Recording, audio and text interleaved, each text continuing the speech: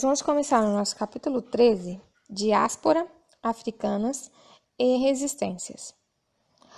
O objetivo desse capítulo é que a gente possa compreender o estabelecimento do sistema escravista no Brasil e vamos relacionar aos interesses comerciais e políticos existentes entre as elites africanas e os europeus. Nós vamos avaliar o que foi o tráfico negreiro e a maneira como os africanos foram trazidos da África para a América.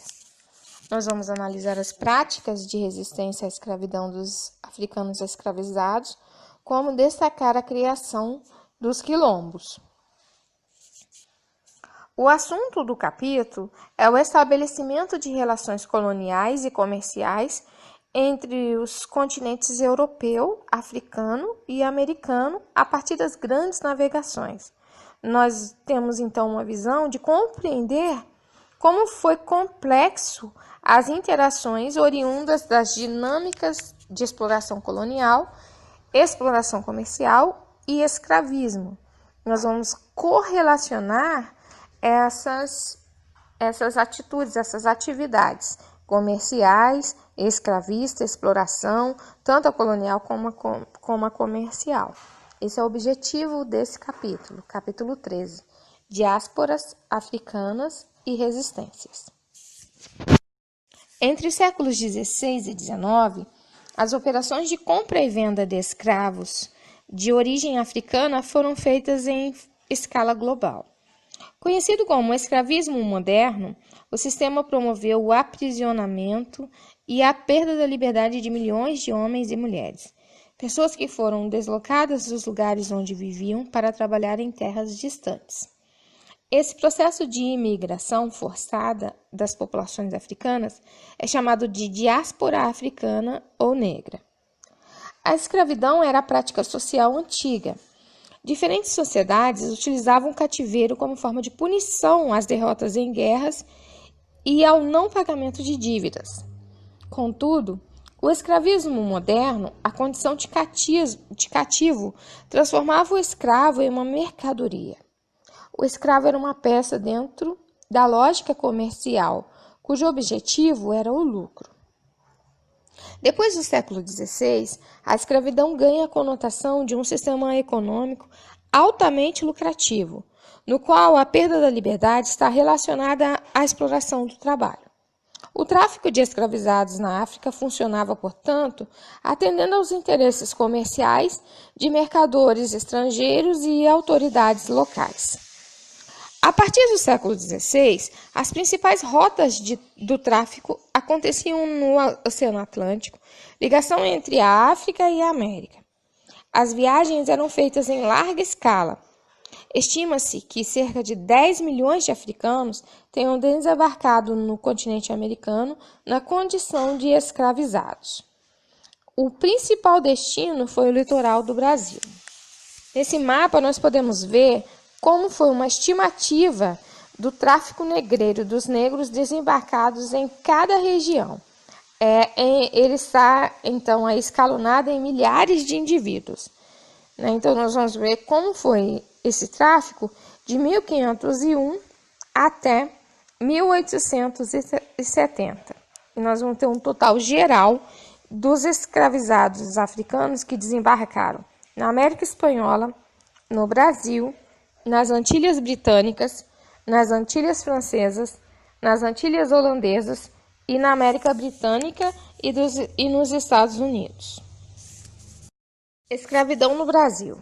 O Brasil foi a região que mais recebeu escravizados entre os séculos XVI e XIX. No início da colonização, não havia muitos trabalhadores livres na colônia e o desenvolvimento da economia açucareira exigia inúmeros trabalhadores. O trabalho escravo foi muito utilizado também nas jazidas de ouro das Minas Gerais no século XVIII e nas lavouras cafeeiras no Rio de Janeiro e em São Paulo no século XIX. Por ser uma atividade bastante lucrativa, diferentes grupos se envolveram no tráfico negreiro. Inicialmente, os mercadores e fidalgos, autorizados pela coroa portuguesa, investiram nas viagens de longa distância. Com o tempo, comerciantes luso-brasileiros, descendentes de portugueses nascidos no Brasil, entraram no comércio transatlântico de escravos, diminuindo o predomínio dos comerciantes luso-africanos. A importância econômica do escravismo levou a coroa portuguesa a aumentar o controle do tráfico por meio de órgãos do governo, como o Conselho Ultramarino de Portugal, criado em 1640. Assim, o tráfico de escravos deixou de ser uma atividade secundária para se tornar a atividade econômica fundamental para o sistema mercantilista. Negociações entre africanos e europeus. Na África, os comerciantes europeus cooptavam nativos como guias, intérpretes e intermediários. Em troca, os africanos recebiam presentes ou uma porcentagem de 6 ou 7% do valor das mercadorias. Aos poucos, esses intermediários formaram uma nova classe social ligada às atividades comerciais. Na região da África Central, as pessoas responsáveis pela captura e pelo transporte dos cativos para o litoral eram conhecidos como pombeiros. Os negociantes estrangeiros pagavam tributos aos reis africanos e lhes prestavam cortesias. Assim, um sistema de trocas estabelecendo-se e, com o tempo, artefatos e produtos europeus foram apresentados às elites africanas. Por exemplo, a introdução de armas de fogo na África. Da África para a América. A travessia entre a África e a América era feita em embarcações, conhecidas como navios negreiros, como nós podemos ver nas imagens, sob condições muito precárias. Os porões eram pouco ventilados, muito úmidos e superlotados. A água e os alimentos eram escassos. Muitas pessoas não conseguiam resistir e adoeciam, chegando a morrer durante o percurso. A separação dos africanos das embarcações era feita tendo em vista as características físicas, os conhecimentos técnicos e a origem de cada um. Os comerciantes evitavam manter juntos os indivíduos de uma mesma comunidade ou reino para dificultar a comunicação e a resistência ao cativeiro. Antes da viagem, era comum os portugueses promoverem batismos coletivos entre os africanos, já que uma das justificativas usadas para a escravidão era a conversão ao cristianismo, para garantir a salvação do indivíduo diante de Deus. No Brasil, os cativos desembarcavam principalmente nos portos da Bahia, de Pernambuco e do Rio de Janeiro. Próximo aos portos ficavam os valongos, espaços em que as populações negras eram comercializadas como escravas. Após se tornarem propriedade de um senhor, os escravizados eram obrigados a trabalhar nas lavouras, na extração de ouro, no comércio e nas atividades domésticas. Retiradas de sua terra natal, as populações africanas passaram a fazer parte do Novo Mundo, que reinventaram suas histórias com base na memória, na religiosidade e nas tradições de seus ancestrais, e também no contato com outros povos. Nesse processo de interação entre culturas tão distintas, surgiram novas línguas, novas formas de religiosidade, indivíduos miscigenados e configurações familiares em uma sociedade totalmente original. A resistência africana. A partir da chegada ao novo território, as populações africanas e seus descendentes formaram comunidades e espaços coletivos, onde sempre que possível se reuniam para a prática de rituais e celebrações. Os terreiros, por exemplo, surgiram como espaços religiosos e comunitários.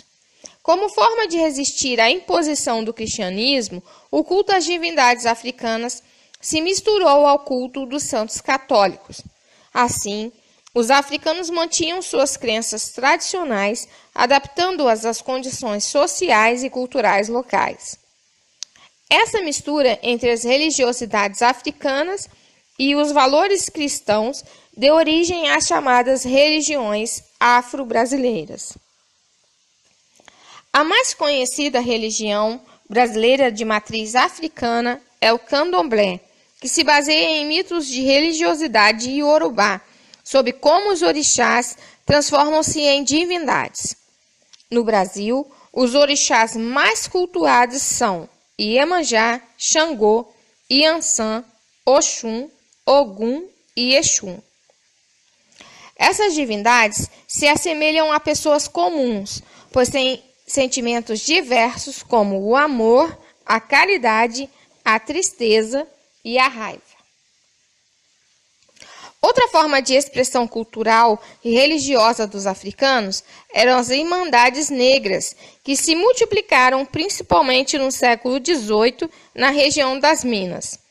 As Irmandades eram espaços importantes de convivência e de construção de identidade afro-brasileira. Os líderes desses grupos tinham uma função religiosa, mas também atuavam nas relações entre os escravizados e seus senhores, intercedendo em favor dos cativos. As Irmandades recebiam contribuições de seus associados, chamados de irmãos, que eram usadas na construção e manutenção das capelas, na realização de festividades e cortejos fúnebres e na assistência aos associados em caso de doença. Por exemplo, quando morriam, os irmãos eram enterrados com dignidade e reverência da comunidade. Quilombos. Outro espaço de apoio à resistência eram os quilombos, comunidades formadas por escravos que conseguiam fugir dos domínios dos senhores. Reunidos no meio das matas, organizavam-se para garantir a subsistência e a segurança uns dos outros. Um dos maiores quilombos foi Palmares, organizado na Serra da Barriga, onde hoje é o estado de Alagoas. Estima-se que Palmares tenha sido o quilombo mais duradouro da América e abrigado cerca de 20 mil quilombolas. Em 1695, foi destruído pelas autoridades portuguesas, depois do assassinato de seus moradores e da principal liderança, Zumbi dos Palmares. Os costumes, os hábitos alimentares e a religiosidade dos povos africanos ajudaram a construir a riqueza material e cultural do Brasil. Essa contribuição pode ser observada tanto em nossa culinária, que utiliza ingredientes como o coco verde, a banana, o café, a pimenta malagueta, o azeite de dendê, o inhame, o quiabo, entre outros, quanto nas palavras de origem banto, que fazem parte da língua portuguesa. Além disso, ritmos como o samba, o lundum, a congada, o maracatu, o afoxé são resultados da interação entre grupos étnicos que viviam na América.